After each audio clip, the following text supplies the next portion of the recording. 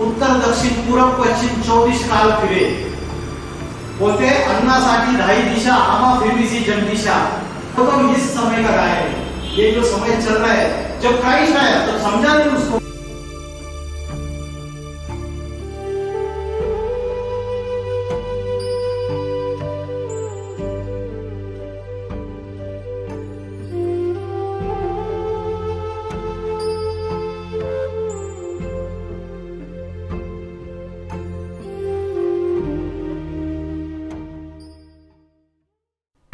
ओम नमः शिवाय। आज का हमारा टॉपिक है व्हाट इज स्पिरिचुअलिटी, आध्यात्मिकता क्या है। और एक टॉपिक में कवर करूंगा इसमें कि जो भारत का प्राचीन राजयोग है वो राजयोग की शिक्षा एक्चुअल में क्या है, और सनातन धर्म जो प्राय लोप हो चुका है उसके संस्थापक कौन, और विश्व नवनिर्माण की अनूठी ईश्वरीय विश्व योजना। तो आध्यात्मिकता क्या है, इसका सही अर्थ समझने से पहले आज मनुष्य आध्यात्मिकता का मीनिंग क्या समझते हैं इसके बारे में हम देखते हैं कि योगासन और प्राणायाम जो अलग अलग प्रक्रियाएं की जाती है उसको ही हम अध्यात्म समझ बैठे हैं। वास्तविक विद्या योगासन और प्राणायाम जो है वो देहवी योग है, दैहिक प्रक्रिया है। इससे आपके शरीर को स्वस्थ रख सकते हैं। तो इसको अध्यात्म नहीं कह सकते, क्योंकि अध्यात्म ये आत्मा से कनेक्शन है, परमात्मा से कनेक्शन है। हम धर्म पर जो आस्था है उसको अध्यात्म समझ बैठते हैं। मुस्लिम लोग मस्जिद में जाते हैं, क्रिश्चियंस लोग चर्च में जाते हैं, और हिंदू लोग मंदिरों में जाते हैं, अपनी उपासना पद्धतियों को अलग अलग तरीके से अपनाते हैं। ये जो हमारी एक धर्म के ऊपर आस्था है इसको ही हम अध्यात्म समझते हैं। अगर ये धर्म के ऊपर आस्था अगर अध्यात्म है तो फिर हिंदू मुस्लिम क्रिश्चियन आपस में लड़ाई झगड़ा क्यों कर रहे हैं? खूनी नाहक खेल हो रहा है, छोटी छोटी बातों पे हिंसा आतंकवाद पे उतर आते हैं। तो धर्म के ऊपर आस्था ये जो सुपरफिशियल एक अध्यात्म की व्याख्या हम कर बैठे हैं, इसको भी हम सही माने अध्यात्म नहीं कहेंगे। उसके बाद हम मेडिटेशन के अलग अलग टेक्निक्स अपनाते हैं। कोई बोलता है नासिकाग्र के ऊपर ध्यान करो, कोई कहता है अपने श्वासों के ऊपर ध्यान करो, कोई कहता है कि हृदय के ऊपर ध्यान करो। तो मेडिटेशन के अलग अलग टेक्निक्स अपनाए जाते हैं, आर्ट ऑफ लिविंग है और दूसरे अलग अलग तरीके के मेडिटेशन के टेक्निक्स है। हम इसको ये अध्यात्म समझ बैठते हैं। तो योगासन प्राणायाम मेडिटेशन के अलग टेक्निक्स और मन को एकाग्र करने का अभ्यास, इसके हजारों प्रयासों के बावजूद ये सारी सृष्टि और समाज दुर्गति में चला जा रहा है। अगर यही अध्यात्म होता तो वास्तविक क्या सृष्टि अधोगति में नहीं उन्नति में जानी चाहिए थी, लेकिन इसके बावजूद सृष्टि अधोगति में चली जा रही है। तो अध्यात्म का सही अर्थ क्या है? श्रीमद् भगवत गीता में बोला है अध्यात्म विद्या विद्या नाम। ये अध्यात्म विद्या सर्व विद्याओं में सर्वश्रेष्ठ विद्या है। तो आज समाज में कौन सी विद्या है?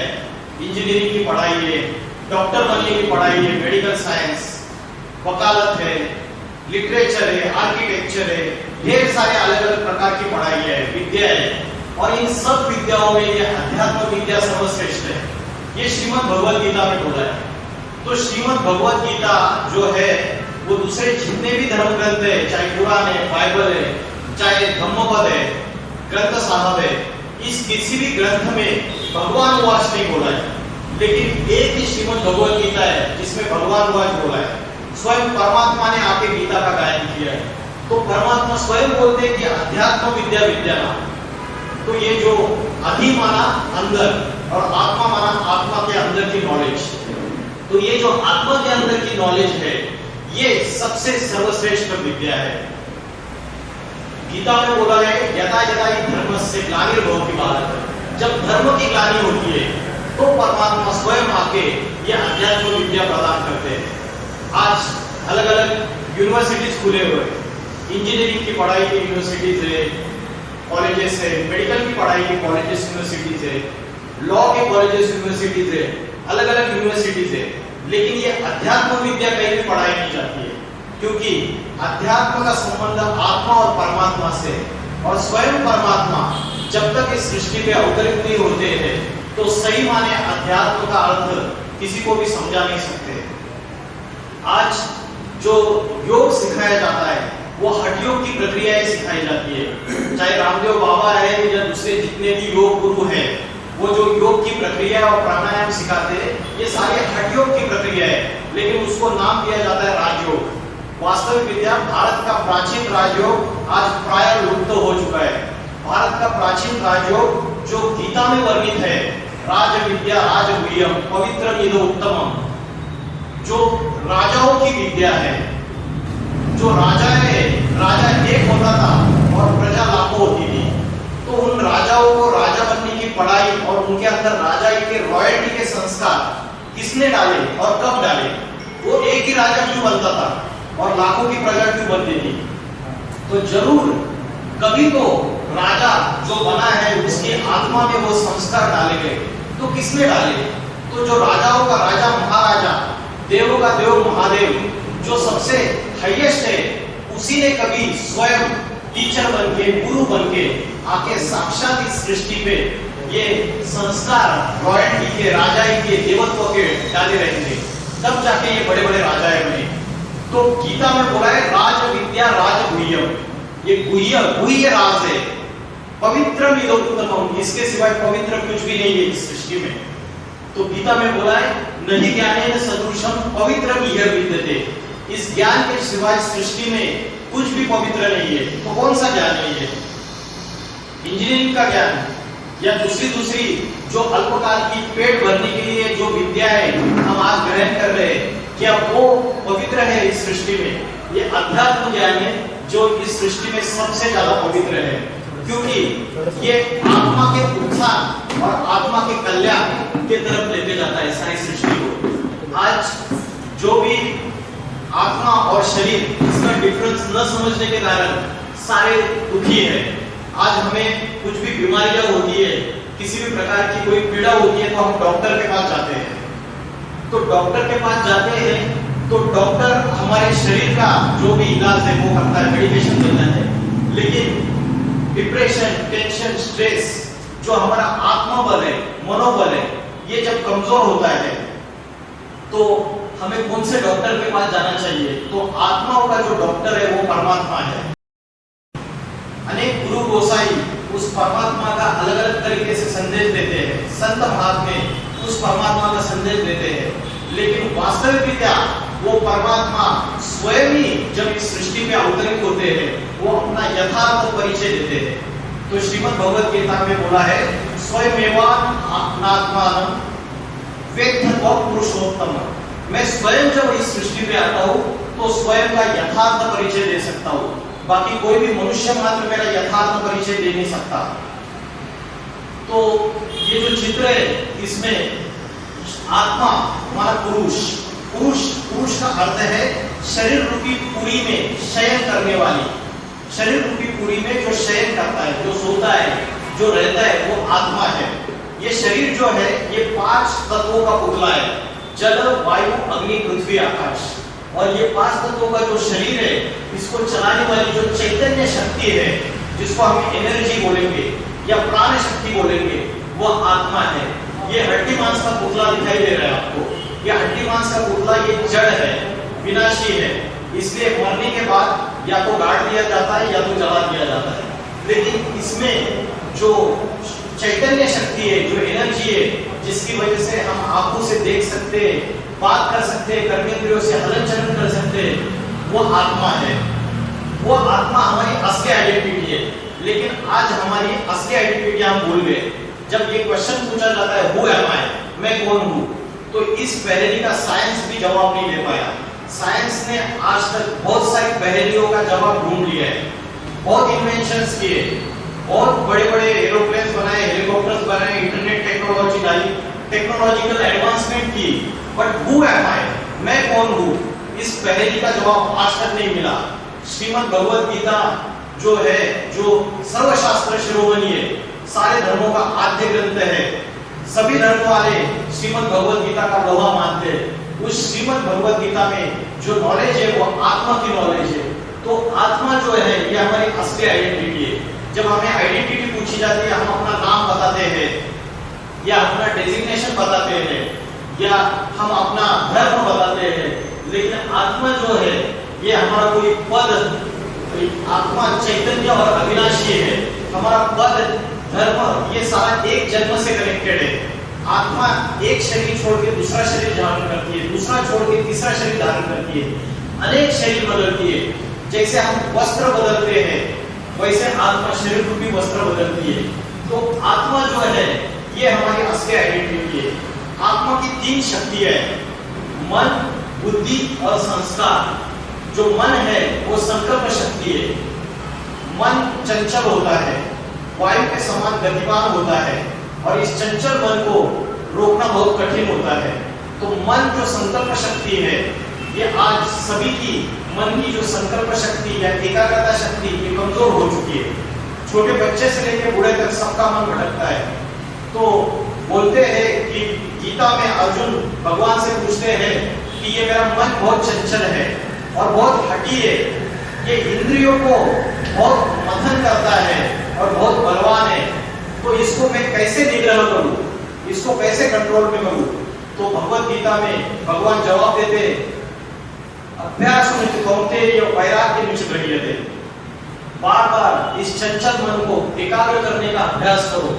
जब तक बार बार ये चंचल होगा, बार बार उसे एकाग्र करने का अभ्यास करो, तब तक तुझे इस पुरानी दुनिया से, पदार्थों से वैराग्य नहीं आएगा।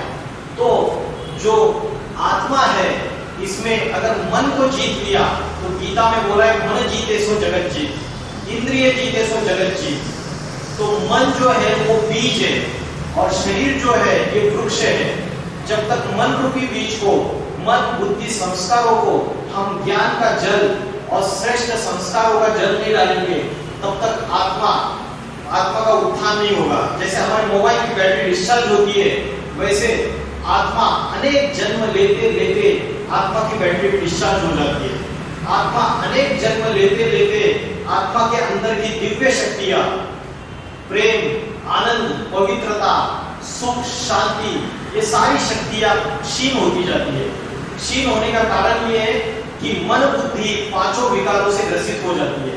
काम माना विषय वासना, क्रोध, लोभ, मोह, अहंकार, इन पांचों विकारों से ग्रसित होने के कारण आत्मा की शक्ति डिस्चार्ज हो जाती है और उसकी वजह से मन, बुद्धि और संस्कार, इनकी तीनों की शक्तियां डिस्चार्ज हो जाती है। तो गीता में बोला है आत्मानां प्रथिनं विद्धि शरीरं प्रथमेव च, बुद्धि तु सारथिं विद्धि मन प्रग्रहमेव च। आत्मा को रथी समझ, रथी माने जो रथ के ऊपर विराजमान है, और शरीर को रथ समझ। बुद्धि तु सारथी विद्धि, बुद्धि सारथी है और मन जो है वो लगाम है और इंद्रियां जो है वो घोड़े हैं। तो अगर मन रूपी बीज को, आत्मा को अगर हम जल डालेंगे तो सारे वृक्ष को पानी मिलेगा, क्योंकि शरीर के वृक्ष है। तो आत्मा का ध्यान करने से ये जो पांचों विकार है, इन पांचों विकारों से हम जीत पा सकते हैं, काम, क्रोध, लोभ, मोह, अहंकार। अभी सबसे बड़ी गलती हो गई कि हम खुद को देह समझ बैठे, शरीर समझ बैठे। तो शरीर समझने से बॉडी कॉन्शियसनेस आ गया और बॉडी कॉन्शियसनेस की वजह से हम पांचों विकारों के अधीन हो गए, काम, क्रोध, लोभ, मोह, अहंकार। जबकि गीता में बोला है काम महाशत्रु है। गीता में बोला है काम, क्रोध, लोभ ये तीनों नरक के द्वार है। त्रिविधस्य नरकस्य इदं द्वारं नाशनम आत्मना काम, क्रोध, तथा लोभ तस्मात् एतत् त्रयं त्यजेत्। तो गीता में बोला है ये तीनों नरक के द्वार है, काम, क्रोध और लोभ। और गीता में बोला है इस काम को शत्रु समझ। लेकिन आज की सृष्टि में कामों को भोग परमा, श्रीमद् भगवत गीता में श्लोक आया है कि विषय वासना का भोग भोगना, इसी में परमानंद है, इसी में सब कुछ सुख समाया हुआ है। जैसे गटर के कीड़े होते हैं, एक कीड़ा दूसरे को काटता है, दूसरा तीसरे को काटता है, तीसरा चौथे को काटता है, रौ नरक मचा के रखा है। वैसे सृष्टि में आज काम विकार के आदि जाके मनुष्य इंद्रियों बन के, 5 ज्ञानेंद्रिय और 5 कर्मेंद्रिया, इनका गुलाम बन के ये सारा शिवालय, ये भारत कभी होता था वो आज वैशाल्य में परिवर्तन हो चुका है। तो ये काम विकार जिसको शत्रु समझो करके नित्य वैरी, गीता में बोला है काम विकार को नित्य वैरी समझ, नित्य शत्रु समझ। लेकिन आज जो बड़े बड़े सन्यासी अपने को समझते हैं वो खुद तो काम विकार को नियंत्रण पाने के लिए इंद्रियों को संयम में रखते हैं, वो खुद ब्रह्मचर्य पालन करते हैं, लेकिन अपने चेले को नहीं सिखाते, क्योंकि उनको पता है कि अपने चेले चपाटों को भी अगर हमने ये बोल दिया के लिए आज हमारी दुकान बंद हो जाएगी। वास्तविक में परमात्मा स्वयं जब इस सृष्टि पे अवतरित होते हैं तो वो इंद्रियों को संयम करना और आत्मा को संयम करना, मन को एकाग्र करने का जो ज्ञान है वो स्वयं आगे सिखाते हैं। तो ये जो आत्मा है ये इस शरीर में कहाँ रहती है, आत्मा का स्थान कौन सा है, आत्मा इस देह में कहाँ विराजमान है, ये अगर हमको पता चलेगा तो ही हम आत्मा का ध्यान कर सकते हैं। जैसे हमने जिस व्यक्ति को या जिस पदार्थ को हमने इन आंखों से देखा है उसको हम याद जरूर कर सकते हैं, जीवन में एक बार भी देखा है तो याद कर सकते हैं, लेकिन आत्मा को तो हमने देखा ही नहीं है। आत्मा के लिए गीता में बोला है कि विमूढ़ा नाम पश्यन्ति ज्ञान चक्षुषा, मतलब मूर्ख व्यक्ति इस आत्मा को देख नहीं सकते, लेकिन जो होशियार है वो व्यक्ति इस ज्ञान चक्षु से, इस ज्ञान के नेत्र से इस आत्मा को देख सकता है। आत्मा जो भोग भोगती है इंद्रियों के द्वारा, 5 ज्ञानेंद्रिय और 5 कर्मेंद्रिया, इससे जो विषय भोगों का सेवन करती है, उस विषय भोगों का सेवन करते करते आत्मा का अस्तित्व जो ज्ञानी है, जो ज्ञान नेत्र से उसको देखता है, वो उसको जान सकता है। तो आत्मा एनर्जी है। अगर हम बोलते हैं कि है ना वो भाई साहब अच्छे थे, वो भाई साहब चल बसे, भाई साहब का शरीर तो उधर ही कुर्सी पे है, अभी हार्ट अटैक आया, हम बोले भाई साहब चले गए, तो चला क्या गया? तो जरूर कोई चैतन्य शक्ति है, जिस चैतन्य शक्ति की वजह से वो आंखों से देख रहे थे, कर्मेंद्रियों से हलन चलन कर रहे थे, वो जो एनर्जी है वो असली आइडेंटिटी है, जिसके लिए हमने बोला भाई साहब चले गए, तो हम उस आइडेंटिटी को भूल गए। अभी ये आत्मा इस देह में कहाँ विराजमान है तो हम उसका ध्यान कर सकते हैं। तो गीता में बोला है भ्रूर मध्य प्राण आवेश सम्यका, भ्रुकुटी के मध्य में प्राण शक्ति स्थित है, तो 2 भ्रुकुटी के बीच में यहाँ पे आत्मा का निवास स्थान है, जिसकी यादगार में भारत में कन्या माताएं यहाँ बिंदी लगाती है और पुरुष लोग टीका लगाते हैं। भारत के ऋषि मुनि जब द्वापर युग से मनुष्य बॉडी कॉन्शियसनेस में आने लगा, 5 विकारों के अधीन आने लगा, तो भारत के ऋषि मुनियों ने ये परंपरा शुरू की थी कि यहाँ बिंदी लगाने की और टीका लगाने की, लेकिन उसका गुण आध्यात्मिक रहस्य न समझने के कारण आज वो बिंदी लगाना फैशन बन के रह गई। वास्तविक रीत्या इस देह को चलाने वाली जो आत्मा है ये यहाँ रहती है, इसको बोला जाता है उत्तमांग, सबसे उत्तम अंग। ये 5 ज्ञानेंद्रियां आँख, कान, नाक उसके नीचे है, और उसके नीचे 5 कर्मेंद्रियां हाथ, पैर, मूत्रद्वार, मलद्वार और मुख, ये 5 कर्मेंद्रियां। तो ये 10 इंद्रिय है और आत्मा उसका राजा है, वो यहाँ पे बैठा है। तो राजा कोई ऑर्डर दे तो जो इंद्रिया है, नौकर, चाकर, मंत्री, उन्होंने मानना चाहिए ना, ऑर्डर मानना चाहिए या नहीं मानना चाहिए?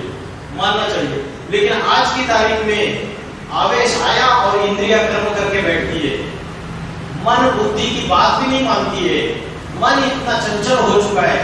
बुद्धि भी स्त्रियम नहीं है, बुद्धि है डिसीजन मेकिंग पावर, तो सत्सद विवेक बुद्धि बोलते हैं, तो बुद्धि भी निर्णय नहीं ले पाती है आज सत और असत का। तो मन जो है वो निगेटिव संकल्पों से ज्यादा भरा हुआ है, तो मन, बुद्धि और संस्कार, ये तीनों की बैटरी हमारी डिस्चार्ज हो चुकी है। तो 2 भ्रुकुटी के बीच में उत्तमांग में यह आत्मा स्थित है, लेकिन आत्मा की बैटरी कमजोर होने की वजह से ये इंद्रिया जो नौकर चाकर है, ये आत्मा राजा के कंट्रोल में नहीं है, तो इस बैटरी को फिर से चार्जिंग करना पड़ेगा। वो आत्मा की बैटरी को जो फिर से चार्जिंग करने की जो नॉलेज है, यही राजयोग है। आत्मा के अंदर के 5 विकारों को भगाना, और आत्मा जो देहाभिमान के वश है, सतो रजो तमो, इन 3 प्राकृतिक गुणों के अधीन है, उससे आत्मा को पूरी तरीके से मुक्त करना, यही राजयोग की असली प्रक्रिया है। तो जो सोल का प्यूरिफिकेशन है, पवित्रता है, आत्मा को पांचों विकारों से निर्विकारी बनाना, यही राजयोग की असली प्रक्रिया है। अभी आज की डेट में सभी जो भागदौड़ कर रहे हैं हम, वो सुख और शांति के लिए कर रहे हैं। तो क्या धन से सच्ची सुख और शांति मिलती है? किसी के पास करोड़ों है तो क्या वो 100% सुख और शांति प्राप्त होगी है?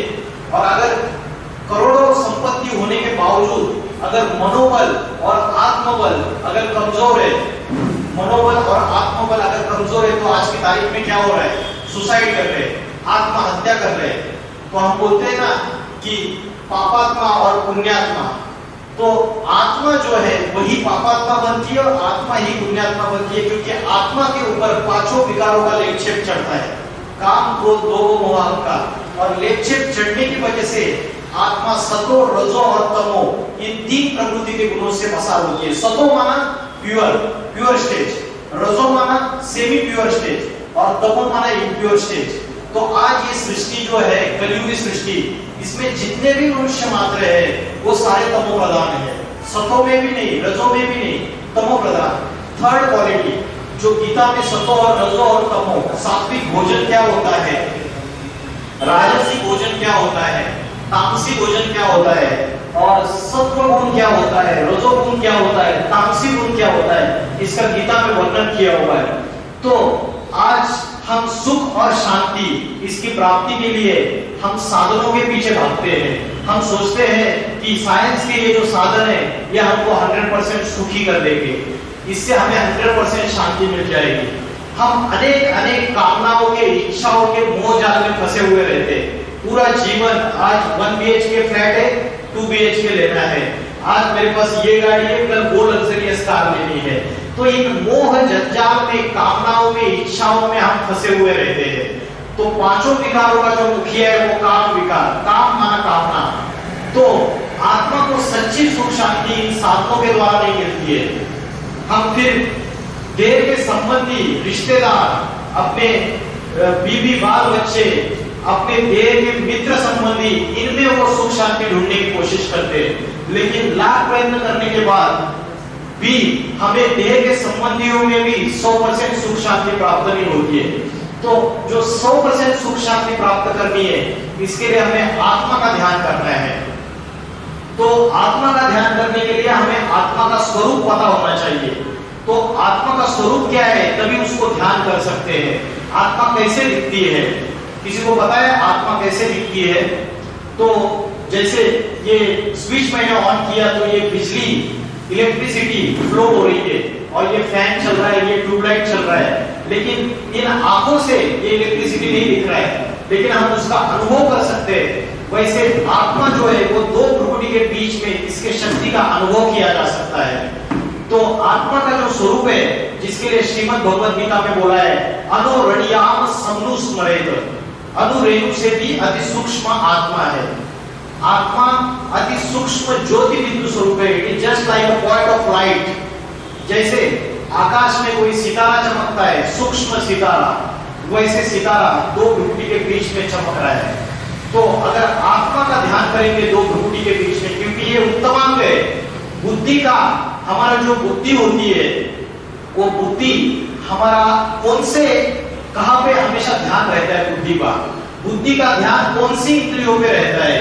उत्तमांग में हमेशा रहता है या निचली इंद्रियों में रहता है? सबको पता है बुद्धि का ध्यान, ये जो आंख है, ये आंखें जो देखती है, बोलते हैं आंख ये सबसे बड़ा धोखा देने वाला इंद्रिय है, क्योंकि किसी भी गलत कर्म की शुरुआत आंख से होती है। पहले आंख, ये नेत्र जो है, ये इंद्रिया जाती है। तो हमारे बुद्धि का जो कंसंट्रेशन होता है वो निचली इंद्रियों की तरफ जाता रहता है, जहां से गु और मूत्र निकलता है, जो भ्रष्ट इंद्रिय है, मूत्र द्वार और मल द्वार, जो सबसे निचली कोटि की इंद्रिय है, वहां हमारे बुद्धि का कंसंट्रेशन जाता है। पुरुष को स्त्री की इंद्रियां याद आती है और स्त्री को पुरुष की इंद्रियां याद आती है। तो इसके लिए जो आत्मा है उसका ध्यान अगर हम उत्तमांग में करेंगे, बुद्धि नीचे से हटा के ऊपर करेंगे, तो जो रजो और वीर्य की शक्ति जो डिस्चार्ज होती है, वो शक्ति का ऊर्ध्वगमन होगा।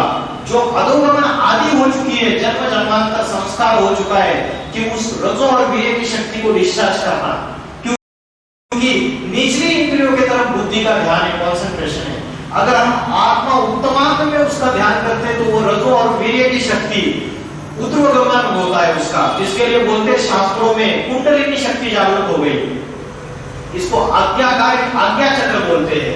तो ये कंट्रोलिंग पावर का चक्र है। जब यहाँ पे हम ध्यान की विधि करेंगे, ये एक्यूरेट ध्यान की विधि है जो श्रीमद् भगवद गीता में बोला है, भ्रू और मध्य प्राण में आवेश सम्यक, भ्रुकुटी के मध्य में चमकता अजब सितारा।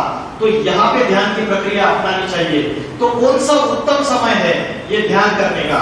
सवेरे से लेकर रात तक सृष्टि का जो वायुमंडल है, वो वायुमंडल बहुत ही डिस्टर्ब और अपवित्र रहता है। रात को 9 बजे से 12 बजे तक का जो समय है वो राक्षस काल बोला जाता है। उसमें भूत प्रेत आत्माएं भ्रमण करती है, सारी संचरण करती है। और ये जो समय है इसमें सारी सृष्टि विषय विकारों के भोग में मस्त रहती है। तो आत्मा का ध्यान करने का, इस उत्तमांग में अपनी शक्ति को जागृत करने का सबसे अच्छा समय है ब्रह्म मुहूर्त का समय। उसको अमृत वेला भी बोलते हैं। 2 बजे से लेकर 4:45 बजे तक का समय। श्रीमद् भगवद गीता में बोला है, या निशा सर्वभूताना यस्याम जागृति संयमी। निशा माना रात्रि, या निशा सर्वभूताना, जो सारे भूत माना लोग, सारे लोगों के लिए जो रात्रि है, यस्याम जागृति संयमी, जो इंद्रियों का संयम करने वाले जो योगी पुरुष है वो उस समय जागृत अवस्था में रहते हैं। तस्याम जागृति भूतानि सा निशा पश्यत में। और ये जो दिन होता है जिसको सारे लोग दिन समझते हैं, वो योगी पुरुषों के लिए रात्रि के समान है। क्योंकि झूठी माया, झूठी काया, झूठा सब संसार, ये माया ही दुनिया के अधीन हो जाते हैं हम। तो सबसे अच्छा समय है ब्रह्म मुहूर्त का समय। इस समय अगर 2 बजे नहीं उठ पाए तो 4 बजे उठ जाइए। साइंस भी बोलता है उस समय कॉस्मिक एनर्जी सबसे ज्यादा रहती है। उस समय गांव में जाएंगे तो बोलेंगे सबसे अच्छा काम कौन सा है, बड़ा काम कौन सा है, तो गांव के लोग बताते हैं सबसे बड़ा काम है भगवान की याद। तो आज भी गांव में जाएंगे तो 3:30-4 बजे उठ जाते हैं। ये ब्रह्म मुहूर्त का समय है। उस समय हमारी विल पावर इतनी स्ट्रांग रहती है, जो संकल्प करेंगे, गंदा से गंदा संकल्प किया वो भी पूरा हो जाएगा गारंटेड, और अच्छा से अच्छा संकल्प किया वो भी पूरा हो जाएगा। ये ऐसा समय है प्रातः समय। लेकिन आज की जो समाज है, आज की जो दुनिया है, रात को 12 बजे तक भोग विलास, टीवी पे सीरियल्स, गंदे मूवीज, इसमें मस्त रहती है। तो वो प्रातः समय जल्दी कहाँ उठ पाएंगे? तो वास्तविक में क्या, ये जो मन है और बुद्धि है, ये मन और बुद्धि को हमने डस्टबिन बना के रखा है, कचरा पेटी। लेकिन वो जो स्वच्छता का अभियान नरेंद्र मोदी जी ने चालू किया है, तो सवेरे उठ के आपको कचरा पेटी का कचरा भी फेंक के आते हैं। लेकिन ये मन बुद्धि के अंदर जो कचरा डालते हैं उसको तो हम फेंकते भी नहीं है, क्योंकि उसकी प्रक्रिया ही पता नहीं है कि वे डस्टबिन में जो जन्म जन्मांतर का कचरा बैठा हुआ है उसको बाहर कैसे निकालना है। तो उसको बाहर निकाला जाता है आत्मा के ध्यान से और परमात्मा की याद से। अभी आप बोलेंगे उस परमात्मा को, ईश्वर को देखा ही नहीं है तो उसको याद कैसे करें? तो उसके ऊपर भी मैं आगे आऊंगा। उस ईश्वर को देखा ही नहीं है तो उसको याद कैसे करें? क्योंकि ईश्वर की याद से ये जन्म जन्मांतर के पाप कर्म भस्म हो सकते हैं, ये कचरा साफ हो सकता है पूरी तरीके से। जिसके लिए शास्त्रों में बोला है, सन्मुख होई जीव मोहि जब ही जन्म कोटि अगनाशय तबही। जब जीव मेरे मुख के सामने आता है, सन्मुख आता है, तब उसके अनेक जन्मों के जो पाप कर्म है उसका नाश हो जाता है। आज हजारों साल से हम गंगा के पानी में नहा रहे, बोलते पतित पावनी गंगा, लेकिन क्या किसी के पाप धुल गए? सृष्टि और ही नीचे गिरती जा रही है। नैतिकता का अधपतन हो चुका है। बड़े बड़े 5 स्टार होटल, 7 स्टार होटल्स खुल रहे, लेकिन उसमें जो गलत कर्म हो रहे उसकी वजह से सृष्टि अधपतन में चली जा रही है। तो जैसे कि बोलते हैं ना, ये दुनिया बाहर से तो बड़ी चमकीली दिख रही है। अमेरिका जाइए, यूरोप जाइए, बड़े बड़े साइंस के साधन, टेक्नोलॉजी, ये दुनिया ऐसी चमकीली लगती है तो लोग बोलते हैं अरे मूर्ख लोग हैं जो बोलते दुनिया विनाश होने वाली है। दुनिया तो और हजारों साल चलेगी, अभी तो दुनिया बहुत प्रोग्रेस लेवल पे है। लेकिन जैसे वो जैसे कोई स्त्री होती है, बाहर से बहुत सुंदर है, लेकिन अंदर जब कनेक्शन में आते, संपर्क में आते, तो पता चल जाता है कि इसके जैसा विष का प्याला नहीं है। वैसे ये दुनिया बाहर से दिखने के लिए सोने का पुलम्मा चढ़ा हुआ है, लेकिन अंदर से ढोलम पोल है, इसके अंदर कुछ भी नहीं है। तो झूठी माया, झूठी काया, झूठा सब संसार। तुलसीदास ने आज से 500 साल पहले बोला था, झूठे लेना, झूठे देना, झूठे भोजन, झूठ छबेना। ये सारी दुनिया में लेन देन झूठा हो गया, भोजन झूठा हो गया और सारी व्यवहार झूठे हो गए पूरी तरीके से। तो 500 साल पहले तुलसीदास जी ने बोला था। आज दुनिया की क्या हालत हो गई, आज हर चीज में मिक्सचरिटी हो गई। यहाँ तक कि श्रीमद् भगवत गीता के ज्ञान की हजारों टीका टिप्पणियां हो गई, इसमें भी मिक्सचरिटी हो गई। तो आज सारा खानपान झूठा हो गया, सारे व्यवहार झूठे हो गए, सब कुछ झूठा हो गया, लेन देन झूठा हो गया।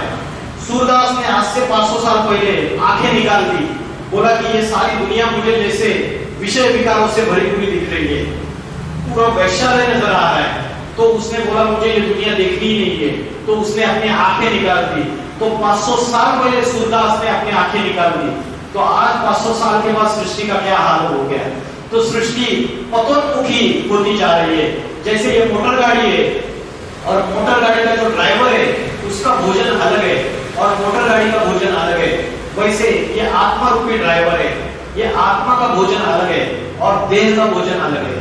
ये डिफरेंस हम समझ नहीं पा रहे हैं। आत्मा का भोजन है आत्मा का ध्यान, परमात्मा की याद और मन को एकाग्र करने का अभ्यास, ये आत्मा का भोजन है। और शरीर का भोजन जो है वो अलग है, जिसके लिए हम सवेरे से लेकर रात तक माथा मारते हैं, रात को सो जाते हैं तो हम शरीर को आराम देते हैं, लेकिन मन बुद्धि रूपी आत्मा भटकती रहती है। तो इस आत्मा को एकाग्र करने का, इस आत्मा का ध्यान करने के लिए हम 24 घंटे में थोड़ा भी समय नहीं देते हैं। जब हमको ये पता चल जाएगा कि ये आत्मा को कंट्रोल करने से सारे दुखों का अंत होने वाला है। अभी ये आत्मा दो भ्रुकुटी के बीच में स्थित है, ये आत्मा बीज है और ये शरीर वृक्ष है। आत्मा के अंदर जब पहली बार आत्मा ने पहली बार जन्म शरीर धारण किया, तब आत्मा के अंदर 100% सुख, प्रेम, शांति, आनंद, पवित्रता, ये सारे दैवी गुण थे। लेकिन पांचों विकारों के और इंद्रियों के अधीन होते होते आत्मा जो है वो अपने इस सुख, शांति, प्रेम, पवित्रता, इन गुणों को खो बैठी। आज प्रेम की जगह नफरत है, घृणा है, ईर्ष्या, द्वेष है, हेट्रेड। उसके बाद शांति की जगह अशांति ने ले लिया है, वायलेंस, हिंसा, छोटे छोटे कारणों पे आज सारी सृष्टि में सब जगह हिंसा हो जाती है, आतंकवाद ने बढ़ावा लिया है। आनंद, सच्चा आनंद किसी के मुख में आपको दिखाई नहीं देगा, उसकी जगह टेंशंस ने ले लिए। सच्चा ज्ञान कौन सा है? तो आत्मज्ञान, ये सच्चा ज्ञान है। और पवित्रता की जगह अपवित्रता ने जगह ले ली है। अपवित्रता सिर्फ कर्मों में अपवित्रता को अपवित्रता नहीं बोलते, मन में जो ईर्ष्या, द्वेष के, घृणा के और अपवित्र संकल्प आते उसको भी अपवित्रता बोलते। वाचा से हम दूसरों को गालियां देते, वाचा से गंदे वचन बोलते, ये भी अपवित्रता है। तो आत्मा के अंदर की अष्ट शक्तियां जो है वो अष्ट शक्तियां भी लोप होती जा रही है। सामना करने की शक्ति, सहन करने की शक्ति, सहयोग की शक्ति, परखने की शक्ति, निर्णय शक्ति, विस्तार को संकीर्ण करने की शक्ति। जो कछुआ होता है, अगर उसके ऊपर मगरमच्छ आक्रमण कर देता है तो कछुआ क्या करता है? अपनी ये जो ऊपर का जो उसका सारे इंद्रियों को सिकुड़ लेता है और ऊपर का जो उसका पोर्शन है उसको ढाल बना लेता है। तो वैसे ही इस सृष्टि में भी मनुष्य का ऐसा हालत हो गया है कि माया उसके ऊपर आक्रमण करती रहती है।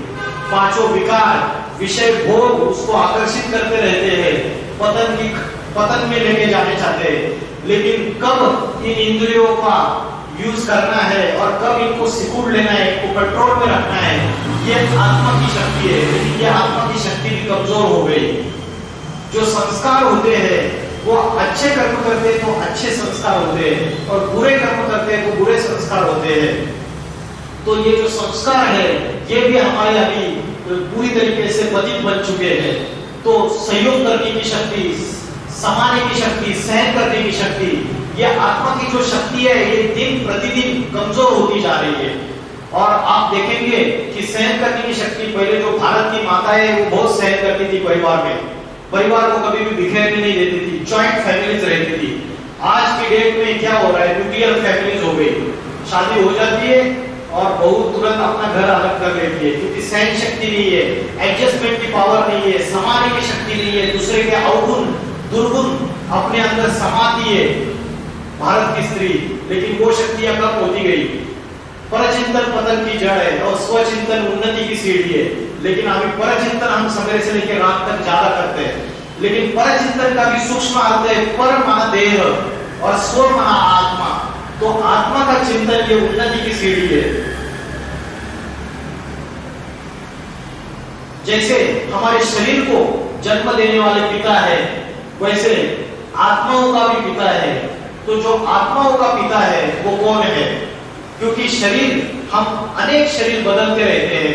गीता में बोला है वासांसी जीर्णानि यथा विहाय नवानि गृह्णाति नरोपराणि तथा शरीराणि विहाय जीर्णानि अन्यानि संयाति नवानि देवी। जैसे वस्त्र पुराने हो जाते हैं, जैसे ये कुर्ता मैंने आज पहना तो मैं नया कपड़ा पहनता हूँ, कल नया शर्ट पहनूंगा, दूसरा कुर्ता पहनूंगा, वैसे आत्मा शरीर रूपी वस्त्र बदलती है, एक शरीर छोड़ के दूसरा शरीर धारण करती है। तो अनेक शरीर धारण करते करते शरीर के अनेक माता पिता हो जाएंगे। आज इस शरीर के जो पिता है वो दूसरे शरीर में नहीं रहेंगे, लेकिन आत्माओं का पिता एक ही है। चाहे हिंदू है, मुस्लिम है, क्रिश्चियन है, बौद्ध है, किसी भी जाति धर्म का है, नास्तिक से नास्तिक है, सब आत्माओं का पिता एक ही है, परम पिता परमात्मा शिव। उसको क्रिश्चियंस लोग गॉड करके पुकारते हैं, मुस्लिम लोग अल्लाह करके पुकारते हैं, अलग अलग नाम दे दिए, लेकिन सारी सृष्टि का पिता वही है।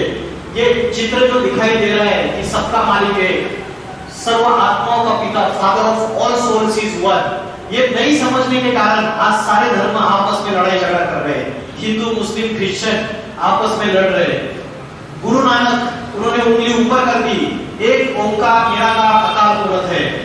क्राइस्ट ने भी उंगली ऊपर कर दी कि supreme soul lives in the supreme abode, god is light, उंगली ऊपर कर दी।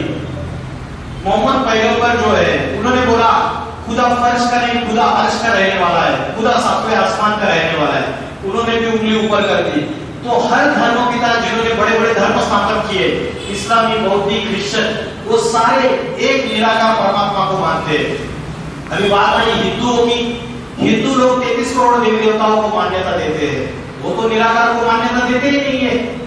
मुस्लिम लोग खुदा को ऊपर याद करते हैं, अल्लाह को, क्रिश्चियंस लोग गॉड फादर को याद करते हैं। तो हिंदू लोग निराकार को मान्यता नहीं देते, साकार देवी देवताओं के मूर्तियों को मान्यता देते हैं। तो कैसे हम इस चीज को टैली करें अभी कि हिंदू लोग भी, उनका भी पिता एक ही है। तो श्रीमद् भगवद गीता में बोला है जहां चंद्र सूर्य तारों की रोशनी नहीं पहुंच सकती, उस परम धाम का मैं रहने वाला हूं। गीता भगवान को अच्छे, तो गीता में बोला है न तद भासे तो सूर्यो न शशांको न पावको यद गत्वान निवर्तन्ते तद धामो परमं मम। जहां चंद्र सूर्य तारों की रोशनी नहीं पहुंचती है वहां मेरा धाम है, मैं परम धाम का रहने वाला हूं, मैं ब्रह्मलोक का रहने वाला हूं। अभी वो निराकार ज्योति स्वरूप है, उसका आकार है ज्योति स्वरूप। जैसे आत्मा ज्योति बिंदु स्वरूप है तो परमात्मा भी ज्योति बिंदु स्वरूप है।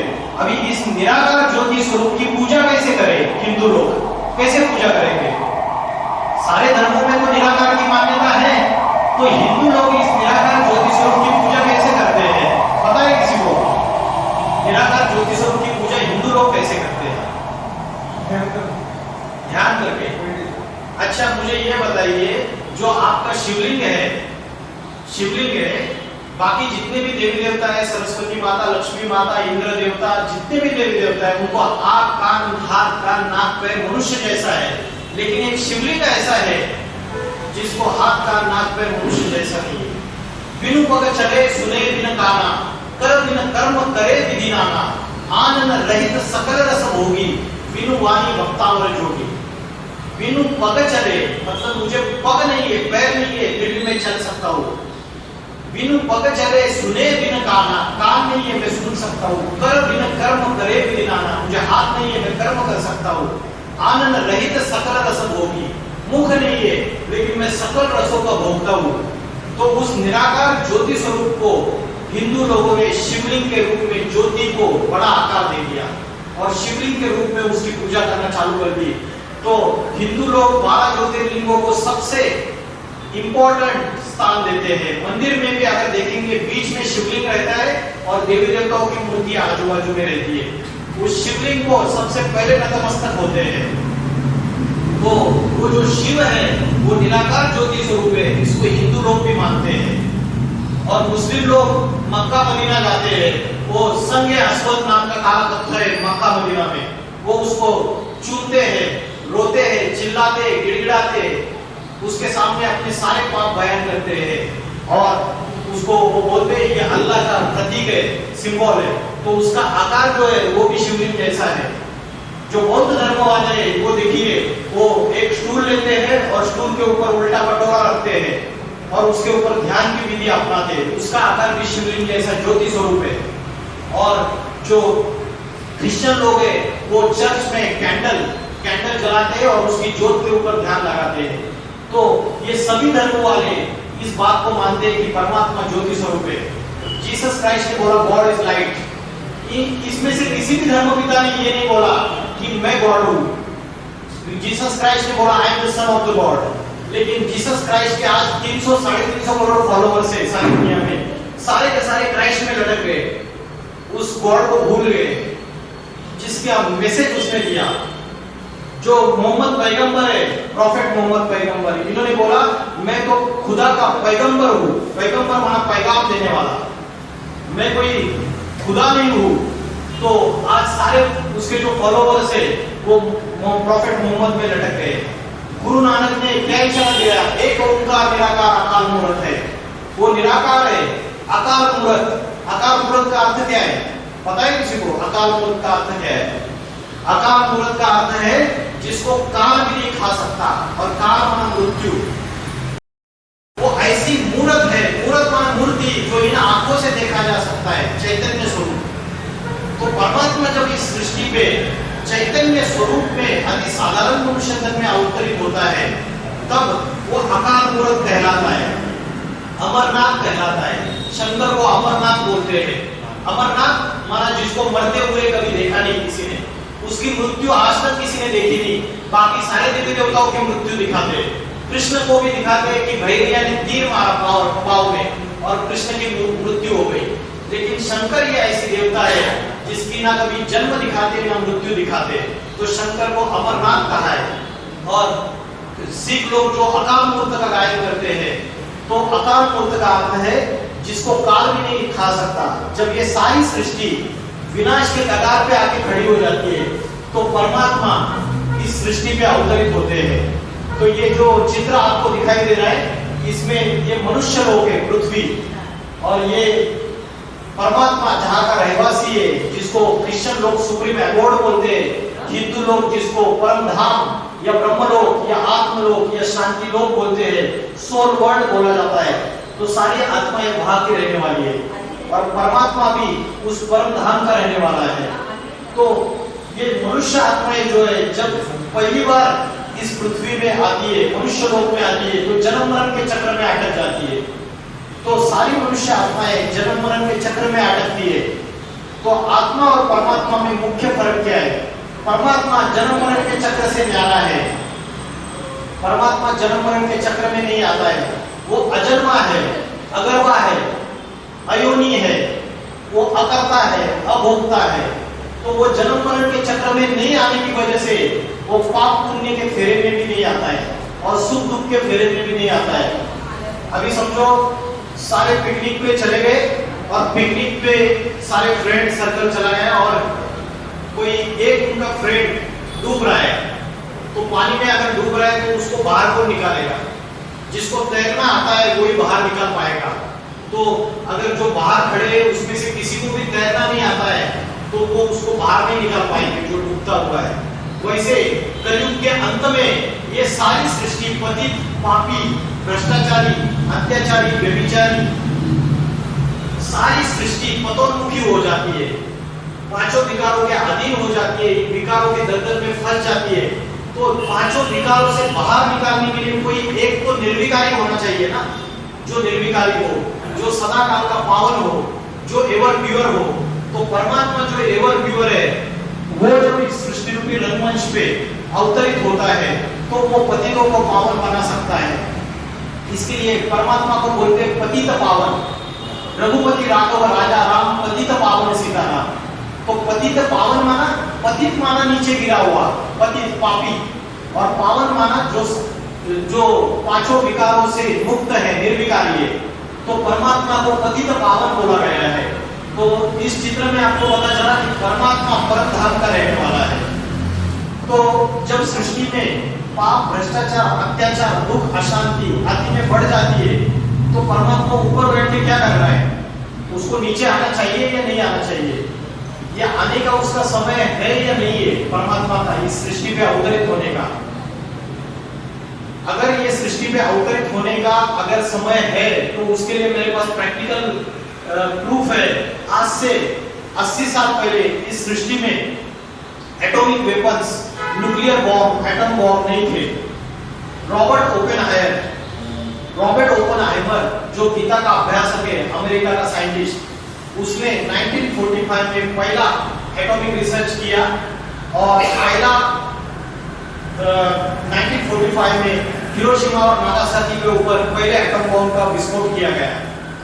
तो आज 70-80 साल के बाद छोटी से छोटी कंट्री के पास ये न्यूक्लियर वेपन्स की पावर है, ये एटम बॉम्ब से।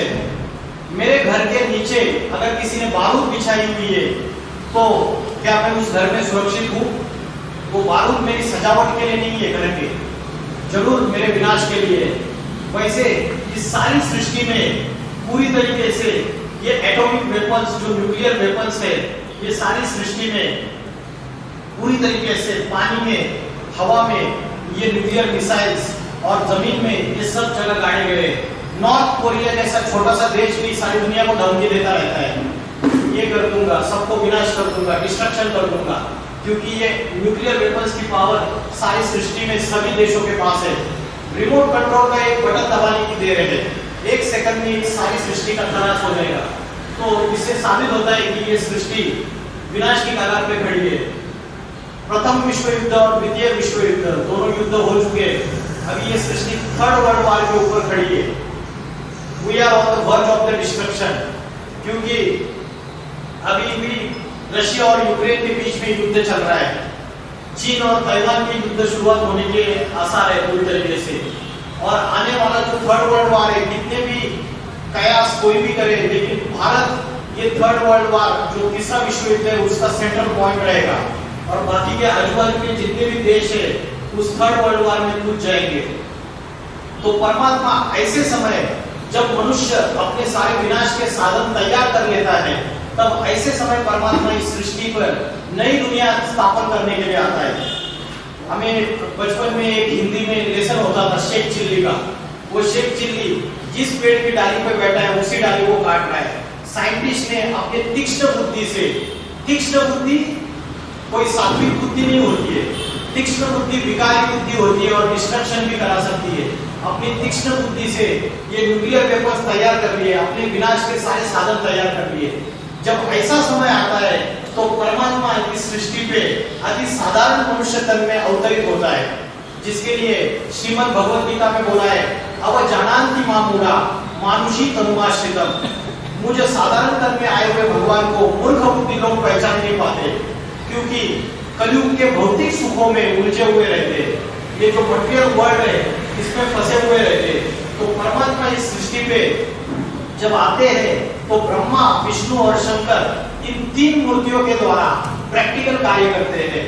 ब्रह्मा के द्वारा स्थापना का कार्य करते हैं, शंकर के द्वारा आसुरी सृष्टि के विनाश का कार्य करते हैं। और जो नई दुनिया, सतयुग, स्वर्ग, जिसको मुस्लिम लोग जन्नत बोलते हैं, जिसको क्रिश्चियन लोग पैराडाइज बोलते हैं, हिंदू लोग जिसको वैकुंठ बोलते हैं, वो नई दुनिया स्थापन करके दिखाता है।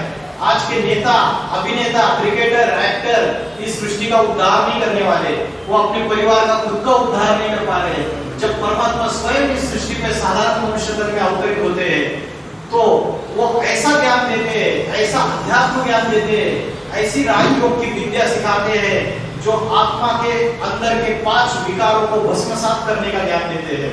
पांचों विकारों को जलाने का ज्ञान देते हैं और आत्मा को निराकारी, निर्विकारी और निरंकारी, जो आत्मा अब देहाभिमान से परिपूर्ण है उसको बॉडी कॉन्शियसनेस से परिवर्तित करके सोल कॉन्शियस बनाते हैं।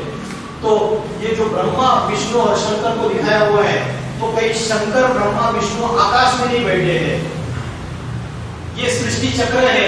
ये नीचे आप स्वस्तिक का चिन्ह देख रहे हैं ना, ये सृष्टि चक्र है। ये सृष्टि चक्र जो है, ये सृष्टि चक्र, ये स्वस्तिक का चिन्ह है। इसके जो चार आरे हैं, ये चार युग है, सतयुग, त्रेता युग, द्वापर युग और कलयुग। ये चारों युगों से ये सृष्टि पसार होती है। तो ये सतयुग, त्रेता युग, द्वापर युग और कलयुग। जब कलयुग का अंतिम समय आता है, कलयुग का जो अंतिम समय है, जो 100 साल का 100 ईयर्स का जो फाइनल पीरियड है, उस समय परमात्मा शिव इस सृष्टि के ऊपर अवतरित होते हैं। हर एक धर्मपिता, जितने भी धर्मपिता आए, क्राइस्ट आए, जीसस क्राइस्ट, गुरु नानक आए, मोहम्मद पैगंबर आए, जितने भी धर्मपिता आए, गौतम बुद्ध आए, उनको अपना धर्म स्थापन करने के लिए 100 ईयर्स लगे। तो ये झाड़ से आपको पता चलेगा जो इस्लाम धर्म जो स्थापन हुआ, वो एक्चुअली आज से 2500 साल पहले ये जो इब्राहिम है, प्रॉफेट इब्राहिम, जो उनका फर्स्ट प्रॉफेट है इब्राहिम, इनके द्वारा इस्लाम स्थापन हो गया। तो ये जो इस्लाम धर्म था, पहले मूर्ति पूजा को मानते थे ये लोग, मूर्ति पूजा करते थे ये लोग। तो जब ये आए, उसके पहले कौन था? सिर्फ हिंदू थे। ये जो वृक्ष है, ये जो झाड़ है, ये सृष्टि रूपी झाड़ है। It is a world tree. ये मनुष्य आत्माओं का झाड़ है पूरा का पूरा। तो इसका बीज कौन है? इसका इसका बीज है स्वयं शिव परमात्मा, शिव शंकर भोलेनाथ, जो स्वयं इस सृष्टि रूपी वृक्ष का बीज है, जो आदि सनातन धर्म की स्थापना करता है। कब स्थापना करता है? जब सनातन धर्म की धारणाएं लोप हो जाती है पूरी तरीके से, तब वो आके स्थापना करता है। तो इस बीज को अलग अलग धर्मों वालों ने अलग अलग नाम दे दिए। मुस्लिम लोग क्या बोलते? आदम और हव्वा। क्रिश्चियन लोग बोलते एडम और ईव। जैन लोग बोलते आदिनाथ आदिनाथिनी। और हिंदू लोग बोलते आदिदेव आदिदेवी, आदि पुरुष आदि स्त्री, शंकर और पार्वती। आदि माना जो सबसे पुराना, जिससे सारी सृष्टि की शुरुआत हो गई। तो शंकर को आदिदेव और आदि पुरुष बोला जाता है। तो वो स्वयं इस सृष्टि का बीज डालता है। ये मनुष्य सृष्टि का पिता है वो। तो सतयुग और त्रेता युग में जब वो सनातन धर्म स्थापन करता है, तो सिर्फ देवी देवताओं का राज्य है। मनुष्य ही अपने पांचों विकारों को नष्ट करके उसमें पूरी तरीके से निर्विकारी बन के देवी देवता समान बन सकते हैं। तो सतयुग और त्रेता युग जो है, इस तरह का जो सनातन धर्म स्थापन करते हैं शिव शंकर भोलेनाथ, तो सतयुग और त्रेता युग में सिर्फ देवी देवता का राज्य है, जिसको लक्ष्मी नारायण का राज्य बोलते हैं या राम राज्य बोलते हैं, जहाँ सुख ही सुख है, जहाँ पांचों विकारों का नामो निशान नहीं है, और जहाँ किसी भी प्रकार के चोर डकैत लुटारू नहीं है, अकाल मृत्यु नहीं है। ये स्वर्ग की दुनिया है, जिसको स्वर्ग या जन्नत कहेंगे। तो ये जो तना है, इसमें जैसे ही द्वापर युग चालू होता है, तो इस्लाम धर्म पहली ब्रांच, ये पहली टहनी निकलती है इस्लाम, ये पहली ब्रांच। और जैसे ही इस्लाम आता है, रावण राज्य शुरू हो जाता है दुनिया में। ये राम राज्य है, स्वर्ग है ये जैसे ही इस्लाम आता है तो रावण राज्य शुरू हो जाता है, क्योंकि जैसे ही इस्लाम आता है तो सगे भाई बहन भी आपस में शादी करना चालू कर देते हैं, व्यभिचार फैलाते हैं सृष्टि में। तो जो कच्चे कच्चे सनातनी है, हिंदू धर्म वाले, ये इस्लाम में कन्वर्ट हो जाते हैं। ये आज से 2500 साल पहले इस्लाम धर्म आया। आज से 2250 साल पहले ये लेफ्टिस्ट है, इस्लाम, क्रिश्चियन, ये सारे लेफ्टिस्ट धर्म है। और जो राइटिस्ट धर्म है, बौद्ध, सन्यासी, सिख, तो आज से 2250 साल पहले बौद्ध धर्म आया। गौतम बुद्ध द्वारा बौद्ध धर्म स्थापन हुआ। आज से 2000 साल पहले जीसस क्राइस्ट ने क्रिश्चियन धर्म स्थापन किया। इन्होंने काम, विषय वासना लाई दुनिया में। रावण का पहला सर, रावण के जो 10 सर है, उसमें से 5 सिर पुरुष के 5 विकार और 5 सिर स्त्री के 5 विकार। तो पहला सिर रावण का इन्होंने लाया सृष्टि में। दूसरा है क्रोध, ये क्रिश्चियन से क्रोध आया। फिर उसके बाद लोग, आज से 1500 साल पहले प्रॉफेट मोहम्मद आए और उन्होंने मूर्ति पूजा को खंडित कर दिया। सारी मूर्ति पूजा को खंडित करके नई धारणा स्थापन कर दी और मुस्लिम धर्म स्थापन हो गया। जो इस्लामी है वही मुस्लिम में कन्वर्ट हो गए। आज जो असली इस्लामी है जिसको यहूदी बोलते हैं वो सिर्फ इसराइल में थोड़ा सा क्लास बचा हुआ है इसराइल में, बाकी सारे के सारे मुस्लिम थे जो शिया सुन्नी है सारे, वो यहूदी जो है वो मूर्ति पूजा को मानते हैं, जूस जिनको बोलते हैं। तो ये इन्होंने मुस्लिम ने क्या लाया, लोभ लाया, लोभ। इन्होंने काम लाया, इन्होंने क्रोध लाया, इन्होंने लोभ लाया। लोग आज से हजारों साल पहले भारत के राजा कभी आपस में लड़ाई झगड़ा नहीं करते थे। जैसे ही कलयुग आया, कलयुग ने एंट्री ली, तो इन मुसलमानी आक्रांताओं ने इन्होंने भारत के ऊपर आक्रमण करना चालू कर दिया। भारत सोने की चिड़िया थी, इन्होंने भारत के ऊपर आक्रमण करके भारत की जितनी भी सोना, हीरे, चांदी, संपत्ति सारा लूटना चालू कर दिया। और ये आक्रमणकारी है, ये लुटेरे सारे के सारे। और इन्होंने भारत की धन संपत्ति, सोमनाथ मंदिर के ऊपर 17 बार आक्रमण कर दिया। मोहम्मद गजनवी ने भारत की धन संपत्ति को लूटा, स्त्रियों के आभूषणों को लूटा। तो ये सारे विधर्म आए, ये सारे के सारे ये ब्रांचेस जो है अनेक अनेक धर्म आए, अनेक अनेक धारणाएं स्थापन की। आदि शंकराचार्य आए, उन्होंने संन्यास धर्म स्थापन किया, लेकिन उन्होंने सबसे बड़ी गलती की। पवित्रता तो लाई शंकराचार्य ने, लेकिन उन्होंने जो संन्यास धर्म सिखाया वो संन्यास धर्म कौन सा था, वो कायरता वाली पवित्रता थी कि जंगल में जाओ और पवित्रता धारण करो। राजा जो है, जब आदि शंकराचार्य ने पवित्रता का ज्ञान सुनाया तो राजा ने अपना राजपाट छोड़ दिया, रानियों को छोड़ दिया और जंगल में जाके संन्यास ले लिया। जहां स्त्री नहीं है वहां पवित्र रह के दिखाना कोई बड़ी बात नहीं है। जो परमात्मा जब इस सृष्टि पे आता है वो कायरता वाली पवित्रता नहीं सिखाता है, वो बोलता है गृहस्थी में पति पत्नी साथ साथ रहे और उसके बावजूद इंद्रियों को कंट्रोल करने का अभ्यास सिखाता है, जिसको बोला है राजयोग। राजा बनने का सबसे बड़ा ज्ञान है कि अपने पहले इंद्रियों को संयमित करना। तो सन्यासियों ने जो पवित्रता सिखाई वो कायरता वाली पवित्रता सिखाई। जैसे आज जेल में किसी गुनहगार को जेल में डाल दिया और वो 10 साल जेल काट के आ गया और बोला मैं 10 साल पवित्र रहा, तो कायरता वाली पवित्रता है, मजबूरी की पवित्रता है। तो सन्यासियों ने ये कायरता वाली पवित्रता सिखाई। तो ये अनेक धर्म आए, इन्होंने इस सृष्टि रूपी रंगमंच पे रिपेयरिंग की। जब जब ये मकान, सृष्टि रूपी मकान टूटा फूटा होता गया तो इन्होंने रिपेयरिंग की, लेकिन ये नया मकान नहीं बना पाए, ये नई दुनिया स्थापन नहीं कर पाए।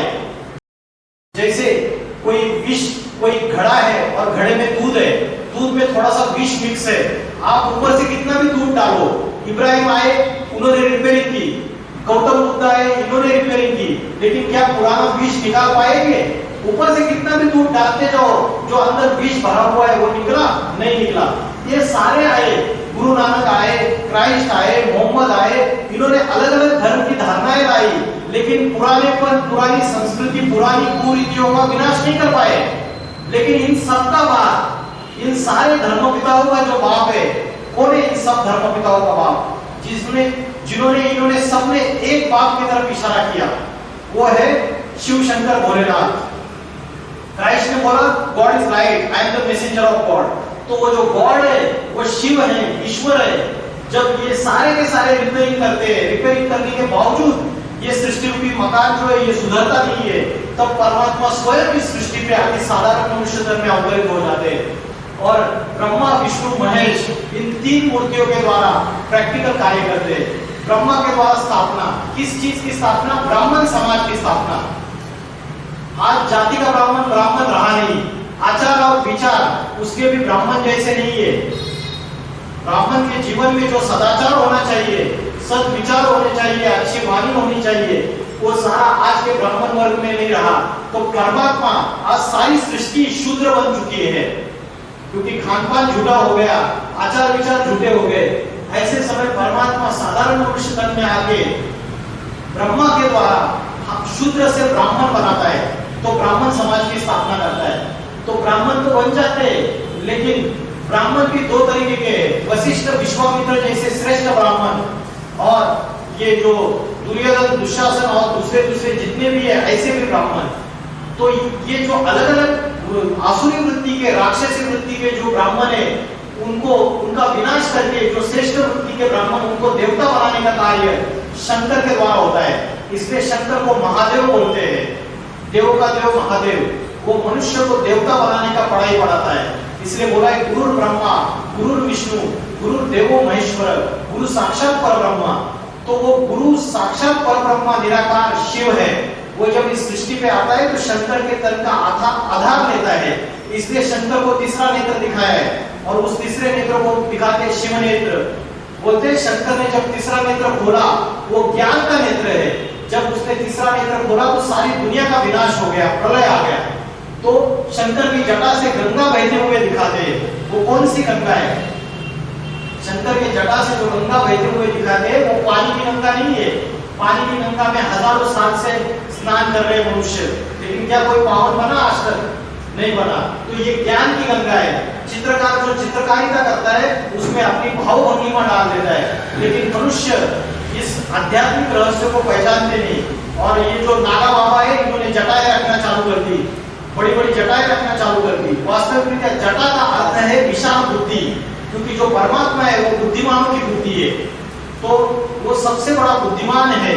तो उसको चित्रकार कैसे दिखाएगा उसकी विशाल बुद्धि को? तो चित्रकार ने बड़ी बड़ी जटाएं दिखा दी। तो ब्रह्मा विष्णु शंकर इनके द्वारा सृष्टि परिवर्तन का कार्य परमात्मा शुरू कर चुका है। अभी आप मुझे कहेंगे कि सृष्टि का परिवर्तन तो दिखाई नहीं दे रहा है, क्योंकि परमात्मा जब टीचर बन के आता है तो बहुत थोड़े मनुष्य उसको साधारण रूप में पहचान पाते हैं, जिसके लिए भगवत गीता में बोला है मनुष्याना सहस्त्रेषु कश्चित यतति सिद्धये यतता मपि सिद्धाना कश्चित मां वेत्ति तत्वता। सहस्त्रों मनुष्यों में, लाखों करोड़ों मनुष्य में कोई मुझे पाने के लिए यत्न करता है, प्रयत्न करता है, और उनमें से भी कोई है जो मुझे तत्व सहित मैं जिस साधारण तन में आता हूँ उसको पहचान पाते हैं। तो परमात्मा अभी जो योग माया संसार में चारों तरफ से फैली हुई है उसकी वजह से वो साधारण तन में आया हुआ है, हम उसको पहचान नहीं पाते, जिसके लिए गीता में बोला है नाहम प्रकाश सर्वस्य योग माया समावृत। मैं सबके सामने प्रकट नहीं हूँ क्योंकि मैं योग माया से ढका हुआ हूँ। तो वो सृष्टि में जब आता है तो ये माया अपना पसारा फैल देती है। आज से 100 साल पहले बंबई क्या था? कोळीवाड़ा था, कोळीवाड़ा। 100-150 साल पहले ये समुद्र के पानी को सुखा सुखा के इसके ऊपर कंस्ट्रक्शन कर करके ये माया की नगरी तैयार हो गई। ये भारत का पाताल लोक है बंबई, और दुनिया का पाताल लोक है अमेरिका, जिसमें सारे कुकर्म वैश्यालय सारा बंबई और अमेरिका ये पाताल कर्म है, राक्षसी कर्म, दिन दहाड़े रात को जो सारी सृष्टि के नीचे लेके जाने वाले कर्म यहाँ होते हैं। तो जो ये मायावी दुनिया है ये सारों का विनाश होने का समय आ गया, जिसके लिए आज अगर हम देखेंगे कि आज से 500 साल पहले अमेरिका वर्ल्ड के नक्शे में था नहीं, आज से 300 साल पहले ऑस्ट्रेलिया वर्ल्ड के नक्शे में नहीं था, उसका नामो निशान नहीं था। ये जितने भी इंग्लैंड, यूरोप, ये सारे के सारे आज से 2000 साल पहले क्राइस्ट ने क्रिश्चियन धर्म स्थापन किया, उसके बाद महासागर का एक हिस्सा ऊपर आया और उसके ऊपर मनुष्यों ने बसना चालू कर दिया, और ये यूरोप और ये इंग्लैंड ये सारे आइलैंड्स आ गए पूरी तरीके से। तो इन सबका हिस्ट्री 2000-2500 सालों का है। अफ्रीका, इसका हिस्ट्री भी 2-2500 साल का है। लेकिन भारत जो है वो अविनाशी खंड है, इसका कभी विनाश नहीं होता, क्योंकि गीता में बोला है यदा यदा धर्मस्य ग्लानिर्भवति भारत। मैं भारत में अवतरित होता हूँ, भारत की धरती पे अवतरित होता हूँ। एशिया, अफ्रीका, अमेरिका, यूरोप उस धरती पे अवतरित नहीं होता हूँ। कारण क्या है? क्योंकि भारत की जो कन्या माता है वो पवित्रता को मान्यता देती है। भारत की कन्या माता जो है गाय स्वभाव की है। जब तक पति के पिता के घर में रहेगी तो एक गाय जैसे एक खूंटे से बंधी हुई रहती है, वैसे पिता के कंट्रोल में रहेगी, और जब पति के घर में जाती है तब पति के कंट्रोल में रहती है। तो गाय स्वभाव वाली है। तो इसलिए भारत की जो नारी है वो पवित्रता को मान्यता देती है। और परमात्मा जब इस सृष्टि पे अवतरित होती है तो भारत की शिव शक्तियों के द्वारा ही, उनकी पवित्रता के द्वारा स्वर्ग के द्वार खोलते हैं, सतयुग स्थापन करते हैं। नई दुनिया जिसको जन्नत बोलते हैं, सतयुग बोलते हैं, वो स्थापन करते हैं। तो इस पढ़ाई का मुख्य लक्ष्य ये है नर से नारायण और नारी से लक्ष्मी। जो श्रीमद् भगवत गीता में बोला है, हे नर अर्जुन तू ऐसी करनी कर कि नर से नारायण बन जा, और हे नारी द्रौपदी तू ऐसी करनी कर कि नारी से लक्ष्मी बन जा। तो आज बोलते हैं शादी होने के बाद लक्ष्मी नारायण से जोड़ पाए, लक्ष्मी नारायण सारखे दिसतात, लेकिन होते नहीं लक्ष्मी नारायण। लक्ष्मी नारायण तो वो है जो पवित्रता, जिनके संस्कार आपस में पूरी तरीके से मिले हुए हैं, जो पवित्रता का सूचक है। जितने भी देवी देवता है उनके सामने जाके हम माथा क्यों टेकते हैं? क्यों माथा टेकते हैं? क्योंकि पवित्रता के सामने माथा टेका जाता है। जो कोई ऊंचा होता है उसके सामने माथा टेका जाता है। देखिए, जो धनवान कितना भी करोड़पति है, वो सन्यासी उसके घर में आएगा तो सन्यासी के सामने माथा टेकता है, उसके चरण धोएगा, उसके चरण पिएगा पूज चरणामृत को, और उसके सामने माथा टेकता है। क्यों? क्योंकि सन्यासी शरीर से पवित्र रहता है, इसलिए उसके सामने माथा टेका जाता है। लेकिन जो सन्यासी है वो शरीर से तो पवित्र रहता है, लेकिन मन से पवित्र नहीं रहता है। इसलिए सन्यासी नवदुर्गा जो पूजा होती है नवरात्रि, उसमें 9 साल की कन्या जो है उसके सामने माथा टेकते सन्यासी लोग। क्यों? क्योंकि वो 9 साल की जो कन्या है वो तन से भी पवित्र है, शरीर से भी पवित्र है और मन से भी पवित्र है। सन्यासी शरीर से तो पवित्र रह जाते हैं, लेकिन उनकी मन बुद्धि उन्हीं विषय विकारों में भटकती रहती है। तो कर्मेंद्रियाणि संयम्यस्त, गीता में बोला है कर्मेंद्रियाणि संयम्यस्त यास्ते मनसा स्मरण इंद्रियार्था विमूढ़ात्मा मिथ्याचारासम उच्यते। मतलब कर्मेंद्रियों को तो कंट्रोल में कर लिया, पाल लिया, ब्रह्मचर्य तो धारण कर लिए, लेकिन मन उसी विषय विकारों में भ्रमित हो रहा है। मिथ्याचारासम उच्यते, तो वो पाखंडी है, ढोंगी है, मूर्ख है वो। तो मन की भी पवित्रता, तन के इंद्रियों की भी पवित्रता, ये दोनों पवित्रता परमात्मा आके जो राजयोग की शिक्षा सिखाते हैं उसमें ये लक्ष्य देते हैं कि अपने को आत्मा समझो, आत्मा का ध्यान करो और उस परमात्मा को याद करो। तो मैंने आपको पहले बोला था, उस ईश्वर को हमने देखा ही नहीं है तो उसको याद कैसे करेंगे? अगर ईश्वर को देखा ही नहीं है तो उसको याद कैसे करेंगे? आज हम हजारों सालों से पत्थर की मूर्ति बना के उसको पूज रहे हैं, उसको याद कर रहे हैं। याद करने का तरीका भी कलयुग के अंत में बहुत ही व्यभिचारी और तमोप्रधान हो चुका है। ये सीढ़ी का चित्र है, देखिए इसमें। द्वापर युग में एक शिवलिंग की पूजा होती थी। द्वापर युग में जब द्वापर युग की शुरुआत हो गई, एक शिवलिंग की पूजा होती थी, और सीढ़ी से जैसे जैसे नीचे उतरते गए, अनेक जन्म लेते लेते अनेक देवी देवताओं की पूजा हो गई, भक्ति भी व्यभिचारी हो गई। उसके बाद ऐसा समय आएगा कलयुग में कि उन्हीं देवी देवताओं को बिठा दे और उनको डुबो भी देते हैं। बिठाएंगे 7 दिन, उनकी पूजा करेंगे, फिर डुबो देंगे। तो ऐसा समय आता है कि मनुष्य किसी मनुष्य को ज्ञान सुना रहा है, उसको ही भगवान समझ बैठते हैं। तो ये ऊंचा तेरा नाम, ऊंचा तेरा धाम, ऊंचा तेरा काम, परमात्मा को तो ऊंच से ऊंच बोला है।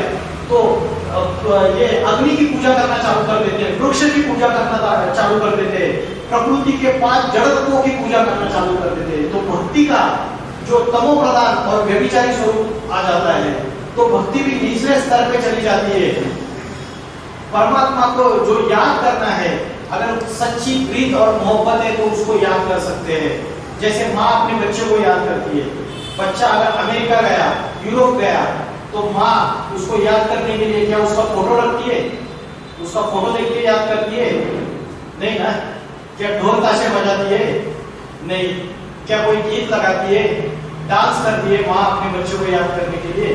तो वैसे ही परमात्मा से अगर सच्ची प्रीत है, सच्ची मोहब्बत है, तो आज ये जो भक्तिमान में कर्मकांड और आडंबर बचे हुए, वो सिर्फ एक मिथ्या है, ये ढोंग है। कोई परमात्मा के ऊपर प्यार नहीं है, कोई मोहब्बत नहीं है। ये परंपराओं को हम फॉलो कर रहे हैं बस। इसका पूर्ण आध्यात्मिक रहस्य आपको पता नहीं है। वो गणेश चतुर्थी का गणेश का आध्यात्मिक रहस्य पता नहीं है। उसको प्रथम देवता है, उस प्रथम देवता के अंदर क्या दैवी गुण थे, वो दैवी गुण हमें अपने जीवन में फॉलो करने, इसका हमें पता नहीं है। सिर्फ नाच गाना, ढोल ताशे, मजीरा बजाने से, डांस करने से उस परमात्मा के प्रति हमारा समर्पण दिखाई नहीं देता है। तो जितने भी त्योहार हम मनाते हैं, आज उसका आध्यात्मिक रहस्य हमको पता नहीं है। इसलिए ये जो सीढ़ी दिख रही है, ये भारत के उत्थान और पतन की कहानी है। कैसे भारत जो कभी देवी देवताओं का राज्य था, लक्ष्मी नारायण का राज्य था, वो कैसे नीचे अनेक जन्म लेते लेते आत्मा नीचे उतरती गई। हम सो पूज्य और हम ही सो पुजारी। ये देवी देवता जो है ये हमारा ही चैतन्य स्वरूप है। सतयुग त्रेता युग में ये देवी देवता हमारा ही स्वरूप था। जब हम 5 विकारों के अधीन हो गए, उन्हीं देवी देवताओं की जड़ मूर्तियां बना के पत्थर के रूप में उनकी पूजा करना चालू कर दी और हम पुजारी बन गए।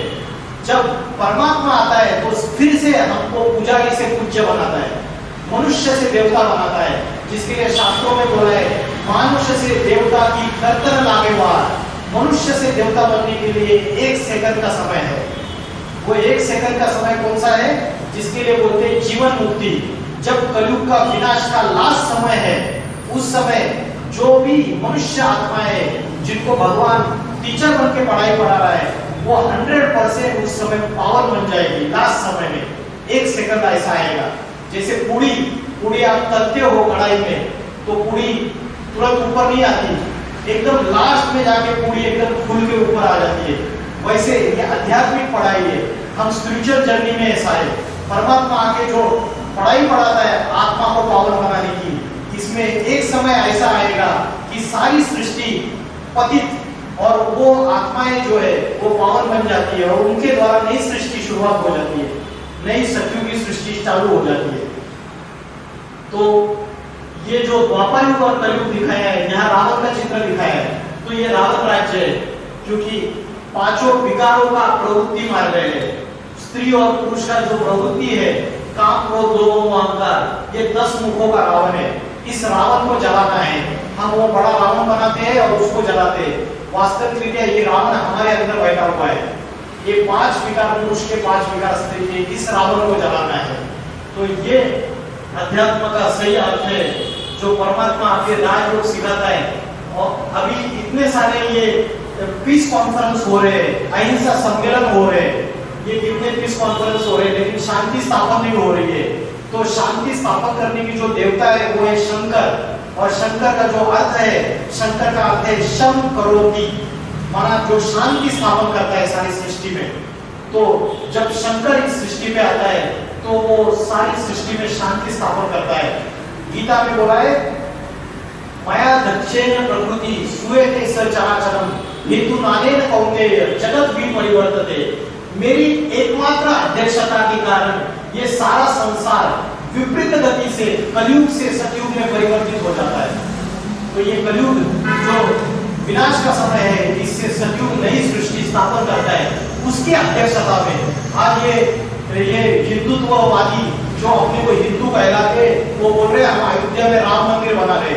उनको पता नहीं है वो राम मंदिर, राम राज्य स्थापन करने वाला राम खुद आया है।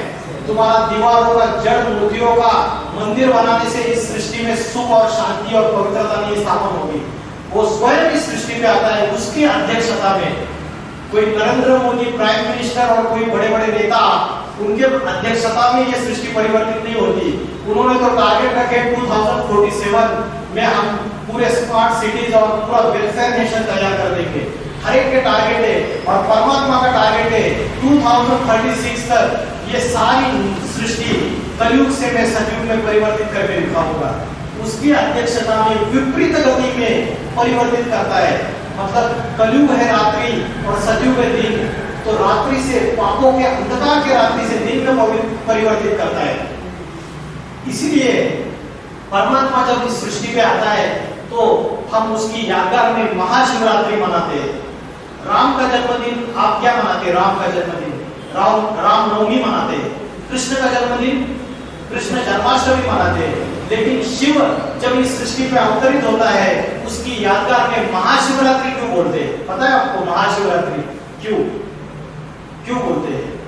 क्योंकि इस दुनिया में जब अज्ञान, अंधकार की, पापों की रात्रि फैली हुई होती है, तब शिव इस सृष्टि पे अवतरित होते हैं अति साधारण मनुष्य तक में। तो उसकी यादगार में महाशिवरात्रि मनाई जाती है। लेकिन मनुष्य इन सारी बातों को भूल गए, तो परमात्मा आके ये स्वर्गीय दैवी स्वराज्य स्थापन करते हैं।